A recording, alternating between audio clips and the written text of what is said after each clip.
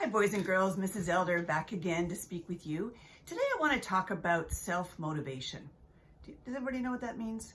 When you're self-motivated, that means you don't require or need anyone else. You know what you want, you take the action steps, you gather the resources, and you go get what it is you need. As you may remember from meeting me before, I have a school in Richmond, Texas, and every year we have a theme. This year our theme is Celebrate Your Dreams. What does that mean? Well, our students are putting together dream boards and they're really thinking about what they want their future to look like. They're invested in determining what kind of jobs they want to have, what their career path is going to look like, what type of family do they want to raise, what part of the country, or even if they don't want to live in this country, where do they want to live? They're thinking about the homes they want to be in. They're really projecting what they want, therefore they can bring it into existence. A big piece of that is their education, and they know that. So they're very motivated to show up at school, to be engaged learners, to really make sure that they get what they want. I want the same for you. I want you to realize the value of the education that you're getting right now to ensure that you can have whatever you want in the future. And you know, the way you get and stay motivated in school is you are an active participatory member of the classroom. What does that mean? Those are a lot of big words. Okay, so if you're going to be an active member of the classroom, I need you asking questions. I want your teacher to know how engaged you are. Sometimes it's worth doing a little pre-reading before you get to school on the topics you know you're going to be studying so that you can ask really good questions and get clarification. 2, I want you to talk to your teachers about project-based learning.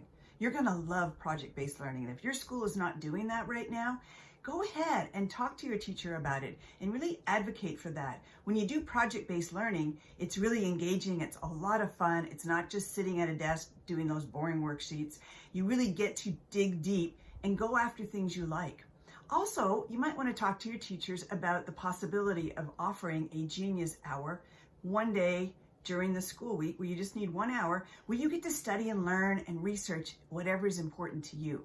And then you come up with a project at the end. So maybe you put together a diorama, or you do a PowerPoint presentation, or you simply get up and maybe you learned about magic, you do a magic show. There's so many ways to do this. You simply speak to your teacher about what you want to learn about. You tell her or him what the end result is going to be, and then you give them a detailed plan on how you're going to get there, and then you go do it. You talk about getting involved and having fun and staying motivated. You got to show up every day. You got to show up the student who's ready to learn, who's going to take this seriously, because your future is so important. You have gifts and skills and talents that I need you to develop, because nobody else on this earth has the unique skills that you have. That's right. And you have a purpose and you have an obligation to me and to the rest of the people you know to really make sure that you're getting those talents and gifts up to snuff, right? That you are being the best you can be. I don't want to miss out on your greatness. None of us want to miss out on your greatness. And the way you start is by going to school. That's your job right now. And so I know for me, I don't ever go to work without putting in 110% effort. Why? Well, because I have integrity, because it's my reputation on the line, and it's the same with you. Everything you do at school defines you. You hand in a paper, that's you. If your paper is all crumpled up and you pull it out of the bottom of your backpack and you hand it in and you didn't put your name on, no. That's not who we're dealing with here. As of today, you are going to be the student you can be proud of. Think about what you want people saying when you leave the room. What do you want them to say about you? How do you want them to respond to questions about your character, right? Are you a person who's hardworking, who's honest, who's caring, who is always giving 110%? Are you someone that really doesn't appear to care?